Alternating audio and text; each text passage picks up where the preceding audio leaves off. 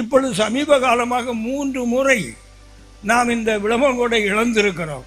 நீங்கள்லாம் என்ன நினைக்கிறீர்களோ எனக்கு தெரியாது. அது பேரு இழப்பு. கன்னியாகுமரி மாவட்டத்தில் 7 தொகுதிகள் இருந்தது, 6ஆனது. அப்படி இருக்கிற இந்த தொகுதிகளிலே கன்னியாகுமரி தொகுதியை பொறுத்த மட்டில் அது பிள்ளைமாரில் ஒருவருக்கு கொடுக்க வேண்டும் என்று மாஸ்டர் நேசமணி அவர்கள், அந்த மகான், நம்மோடு உழைத்த பிற சாதிகளுக்கும் வாய்ப்பு கொடுக்க வேண்டும் என்ற ஒரு விகிதத்தை கொடுத்தார். அதுபோல இஸ்லாமியர்கள் நம்மோடு உழைத்தார்கள், அவர்களுக்கு ஒரு தொகுதி. தலித்துக்களுக்கு உழைத்தார்கள் ஒரு தொகுதி. மீனவர்கள் உழைத்த அதற்கு ஒரு தொகுதி. சைமன் அப்படி அவர் தெளிவாக இருந்து பகிர்ந்து கொடுத்தார்கள்.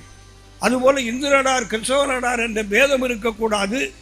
எம்பியாக ஒரு இந்து நாடார் வந்தால் 4 பேருக்கு கிறிஸ்தவ நாடாருக்கு சட்டமன்ற உறுப்பினர், அதுபோல எம்பியாக ஒரு கிறிஸ்தவ நாடார் வந்தால் 4 சட்டமன்ற உறுப்பினர் இந்து நாடாருக்கு என்று பகிர்ந்து கொடுத்த பெருந்தகை நம்முடைய மாஸ்டர் ஐயா அவர்கள். ஆனால் இதை தப்பு கணக்கு போட்டார்கள். இன்று 75% நாடார் இருக்கிற இந்த மாவட்டத்துக்குள்ளே கன்னியாகுமரி காவி கொடுக்கப்பட்டது. நாங்கள் எல்லாம் அதை இழந்தோம். சரி, இருக்கட்டும். நாகர்கோவிலும் இழந்தோம், இங்கு இழந்தோம். அப்போ 3 தொகுதியிலே பிள்ளைமார் என்றால் பிள்ளைமார் எத்தனை சதமானம் என்று நான் கேட்கிறேன். எனக்கு ஜாதியை பற்றி பிரச்சனை இல்லை.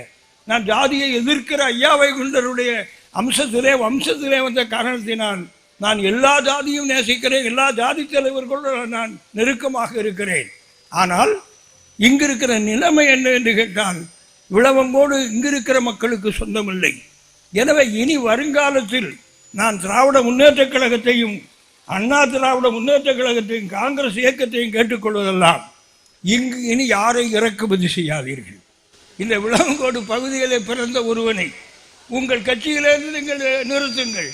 விளவங்கோட்டை ஆளுவது விளவங்கோட்டில் பிறந்தவனாக இருக்க வேண்டும்.